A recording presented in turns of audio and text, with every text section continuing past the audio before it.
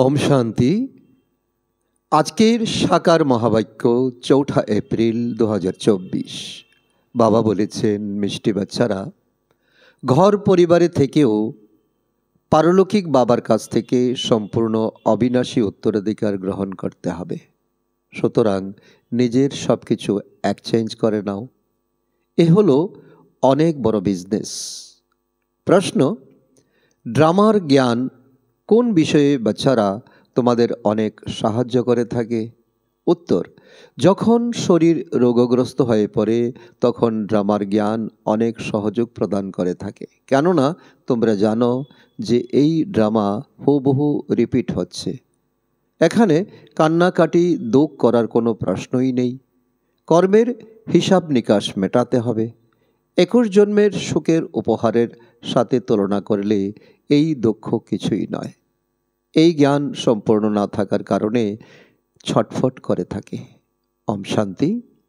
ভগবানও বাচ, ভগবান তাকেই বলা হয় যার নিজের কোনো শরীর নেই। এমনটাও নয় যে ভগবানের নাম রূপ দেশ কাল কিছুই নেই, তা নয়, ভগবানের শরীর নেই। এছাড়া কিন্তু সমস্ত আত্মাদের নিজের নিজের শরীর আছে। এখন বাবা বলছেন মিষ্টি মিষ্টি আত্মিক বাচ্চারা নিজেকে आत्मा मने करे बसो। प्रकृत अर्थे आत्माई शोने, रोल प्ले करे, शरीर द्वारा कर्म करे, आत्माई संस्कार निये जाए। भालो मंद कर्मेर फल आत्माई भोग करे शरीरेर साथे। शरीर छाड़ा तो भोग होते पारे ना।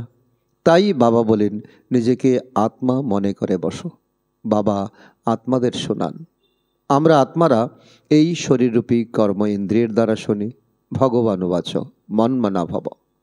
দেহসহ দেহের সব ধর্মকে ত্যাগ করে নিজেকে আত্মা মনে করে বাবাকে স্মরণ করো। এ কথা একজন বাবাই বলেন, যিনি গীতার ভগবান। ভগবান অর্থাৎ যিনি জন্ম মৃত্যুর ঊর্ধ্বে।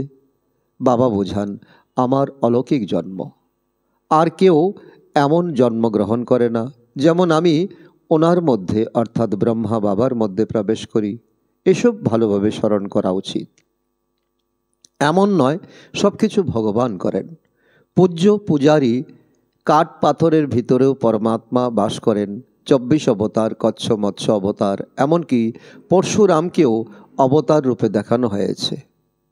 এখন তোমরা বুঝেছ ভগবান পরশুরাম রূপে অবতার হয়ে কোঠার নিয়ে হিংসার আশ্রয় নেবেন। সম্পূর্ণ ভুল। যেমন পরমাত্মাকে সর্বব্যাপী বলে দিয়েছে, তেমনি কল্পের আয়ু লক্ষ বছর লিখেছে। একই বলে ঘোর অন্ধকার অর্থাৎ কোনো জ্ঞান নেই। জ্ঞানের দ্বারাই আলোর প্রবেশ ঘটে। এখন অজ্ঞানতার ঘোর অন্ধকার চলছে। তোমরা বাচ্চারা এখন আলোয় প্রবেশ করছো। তোমরা এখন স্পিরিচুয়াল নলেজ প্রাপ্ত করছো। তোমরা সবাইকে ভালোভাবে জেনেছো। যারা জানে না তারাই পূজা ইত্যাদি করে থাকে। তোমরা সবাইকে জেনে গেছো, সেই জন্য তোমাদের পুজো করার প্রয়োজন নেই। তোমরা এখন পূজারী থেকে মুক্ত হয়েছ। পূজ্য দেবী দেবতা হওয়ার জন্য তোমরা এখন পুরুষার্থ করছো, তাই না? তোমরাই পূজ্য দেবী দেবতা ছিলে, তারপর পূজারী মনুষ্য হয়েছ। মানুষের মধ্যেই আছে আসুরি অবগুণ, আর তাই নিয়ে গীতও আছে। মানুষকে দেবতা করে তুলতে বেশি সময় লাগে না। কোনো যুদ্ধ বিগ্রহের কোনো প্রশ্ন নেই, প্রয়োজন নেই। 1 সেকেন্ডেই দেবতা করে তোলেন। বাচ্চারা বাবাকে চেনার সাথে সাথেই সে বাবা বলতে শুরু করে। বাবা বললেই অন্তরে এটাই জেগে ওঠে যে আমরা বিশ্বের স্বর্গের মালিক হতে যাচ্ছি। ইনি হলেন অসীম জগতের পিতা। এখন তোমরা দ্রুততার সাথে বাবার হয়ে উঠেছ। বাবা বলেন ঘর পরিবারে থেকেই এখন তোমরা পারলৌকিক বাবার কাছ থেকে এই সময় প্রাপ্ত অবিনাশী উত্তরাধিকার গ্রহণ করো। লৌকিক উত্তরাধিকার তো তোমরা নিয়েই আসছো জন্ম জন্মান্তর, প্রতি জন্মেই পেয়ে আসছো। এখন লৌকিক বর্ষাকে পারলৌকিক উত্তরাধিকারের সাথে এক্সচেঞ্জ করে নাও। কত সুন্দর সৌদা, তাই না? লৌকিক উত্তরাধিকার দিয়ে কি হবে? এ হলো অনন্ত অধিকার। যা গরিবরা চট করে গ্রহণ করে নেয়। বাবা গরিবদেরই দত্তক নিয়ে থাকেন। বাবা হলেন দীনবন্ধু। গীতও আছে, আমি দীনদয়াল দীনবন্ধু। ভারত সবচেয়ে গরিব, আমিও আসি এই ভারতে, এখানে এসে বিত্তবান করে তুলি। ভারতের মহিমা প্রসিদ্ধ, এ হলো সবচেয়ে বড় তীর্থ। কিন্তু কল্পের আয়ু দীর্ঘ করে দেওয়ার জন্য সম্পূর্ণ ভুলে গেছে। ভাবে ভারত খুব বিত্তশালী ছিল, এখন গরিব হয়ে গেছে। আগে সবজি আনাজ সব এখান থেকে বিদেশে যেত, এখন বুঝেছে ভারত গরিব হয়ে গেছে, তাই সাহায্য করে থাকে। এমনও তো হয়, যখন কোনো বিখ্যাত মানুষ অসফল হয় তখন সবাই মিলে আলাপ আলোচনা করে তাকে সাহায্য করা হয়। এই ভারত সবচেয়ে প্রাচীন, ভারতেই স্বর্গ ছিল। সর্বপ্রথম আদি সনাতন দেবী দেবতা ধর্ম ছিল। শুধুমাত্র সময় দীর্ঘ করে দেওয়ার জন্য মুষড়ে পড়ে ভারতকে কতভাবে সাহায্য করা হয়। বাবাকেও ভারতেই আসতে হয়। ব্রহ্মার শরীরে এসে তিনি এই সময় স্পিরিচুয়াল নলেজ প্রদান করছেন। সত্যি গীতা জ্ঞান তোমরা শুনছো, তোমরা বাচ্চারা জানো। আমরা এখন বাবার কাছ থেকে অবিনাশী উত্তরাধিকার গ্রহণ করছি। লৌকিক বাবার কাছ থেকে পাওয়া উত্তরাধিকার পারলৌকিক বাবার সাথে এক্সচেঞ্জ করছি। যেমন ব্রহ্মা বাবা করেছিলেন, দেখেছিলেন পারলৌকিক বাবার কাছ থেকে রাজমুকুট রাজ সিংহাসন প্রাপ্ত হয়। কোথায় সেই বাদশাহী আর কোথায় এই সামান্য গদি? বলাও হয়ে থাকে না ফলোফাদার। এখানে না খেয়ে মরবার কোনো প্রশ্নই নেই। বাবা বলেন ট্রাস্টি হয়ে সব কিছুর প্রতি যত্নশীল হও। বাবা এসে সহজ পথ বলে দেন। বাচ্চারা অনেক কষ্টের দিন দেখেছে, তবেই তো বাবাকে আহ্বান করে, হে পরমপিতা পরমাত্মা দয়া করো, হে পতিত পাবন আমাদের দুঃখের দুনিয়া থেকে সুখের দুনিয়ায় নিয়ে চলো। সুখের সময় কেউ বাবাকে স্মরণ করে না, দুঃখের সময় সবাই বাবার নাম জপতে থাকে। এখন বাবা বলে দিচ্ছেন কিভাবে স্মরণ করা উচিত। তোমাদের তো স্মরণ করাও আসে না, আমি এসেই তোমাদের বলে দেই। বাচ্চারা নিজেকে আত্মা মনে করে পারলৌকিক বাবাকে স্মরণ করলে তোমাদের পাপ বিনষ্ট হয়ে যাবে, জন্ম জন্মান্তরের পাপ বিনষ্ট হবে। প্রতিটি স্মরণ দ্বারা সুখ অনুভব করো, শরীরের কষ্ট যন্ত্রণা সব শেষ হয়ে যাবে। শরীর সংক্রান্ত যা কিছু কষ্ট সব মিটে যাবে। তোমাদের আত্মা আর শরীর দুই পবিত্র হয়ে যাবে। তোমরা এমনই কাঞ্চন কায়ায় ছিলে, তারপর পুনর্জন্ম নিতে নিতে আত্মায় মরছে পড়ে যায়, শরীরও পুরানো প্রাপ্ত হয়।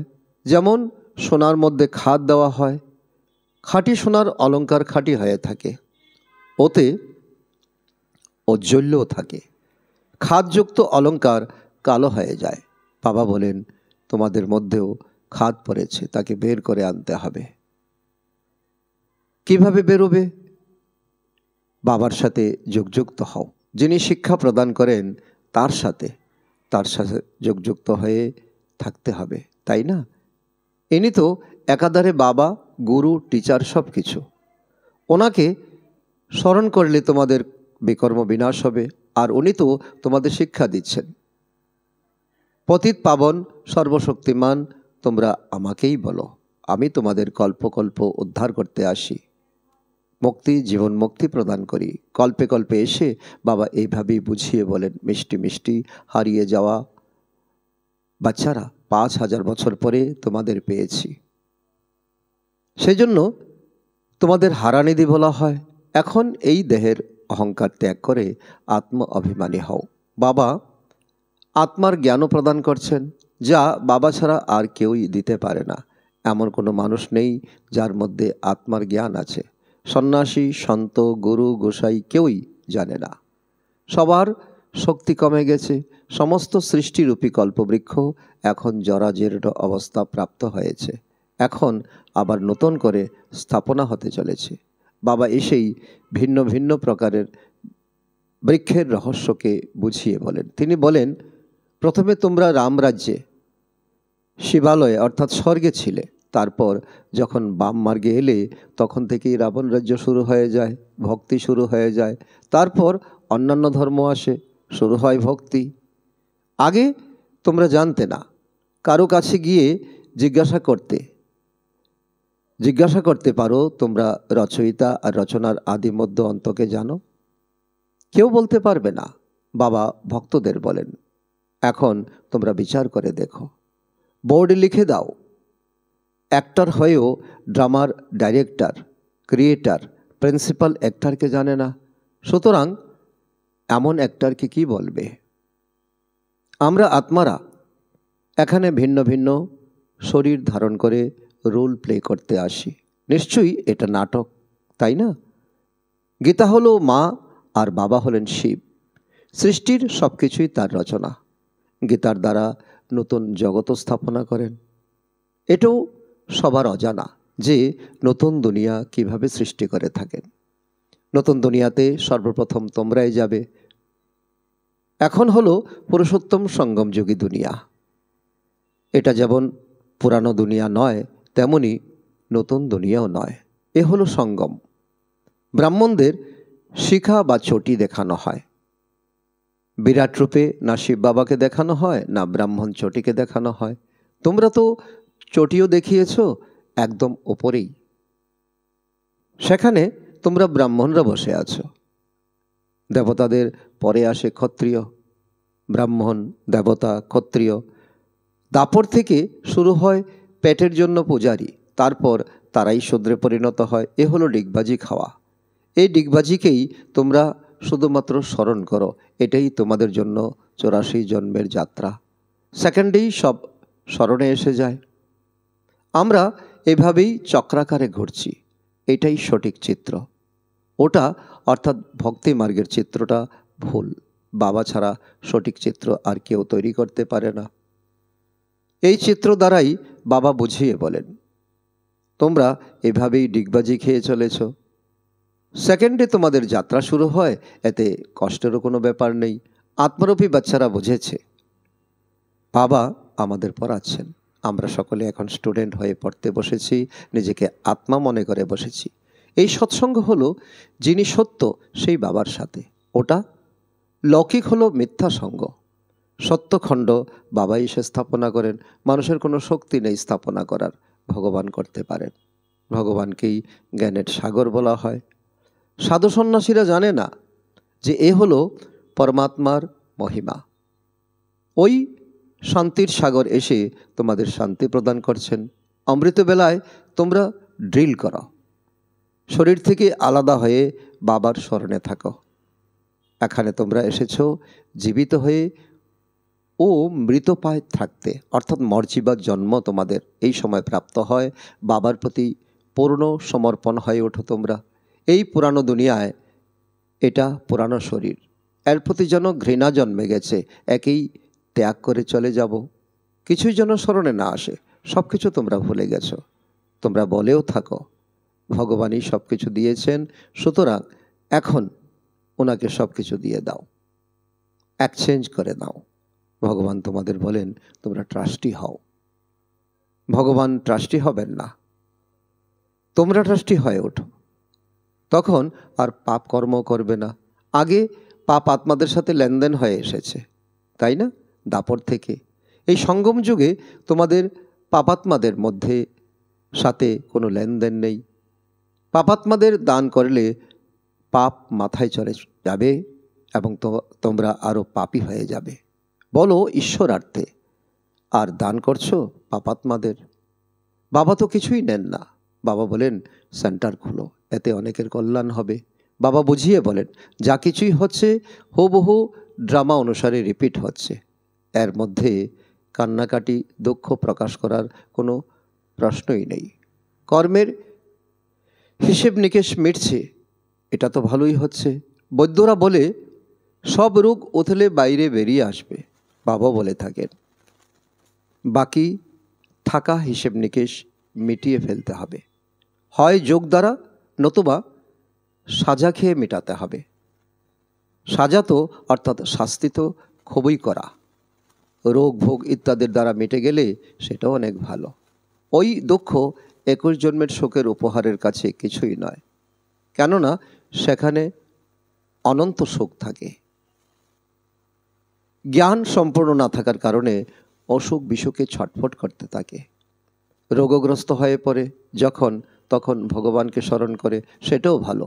একজনকেই স্মরণ করতে হবে, বাবা এই কথা বোঝান।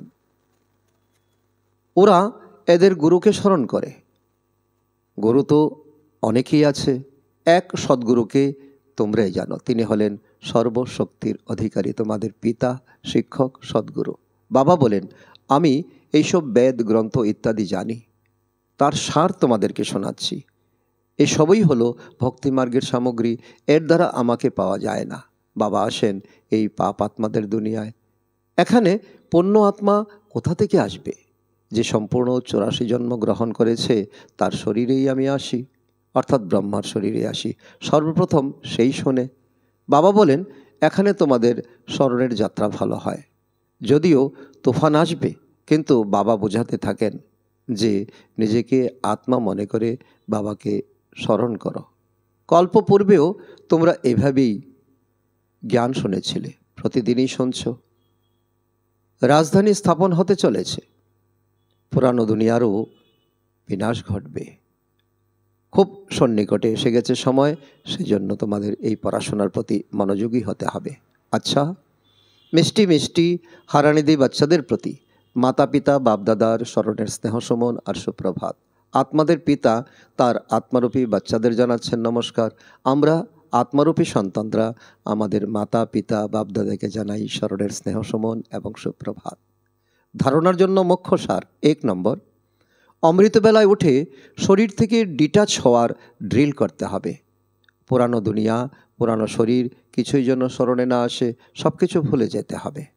নাম্বার 2, সঙ্গম যুগে পাপ আত্মাদের সাথে লেনদেন করা উচিত নয়। কর্মের হিসেব নিকেশ আনন্দের সাথে মেটাতে হবে। কান্নাকাটি বা দুঃখ করা উচিত নয়। সব কিছুই বাবার কাছে সমর্পণ করে ট্রাস্টি হয়ে সামলাতে হবে। আজকের বরদান: অনুভবের শক্তির দ্বারা স্বপরিবর্তনকারী তীব্র পুরুষার্থী ভব। যে কোনো পরিবর্তনের সহজ আধার হলো অনুভবের শক্তি।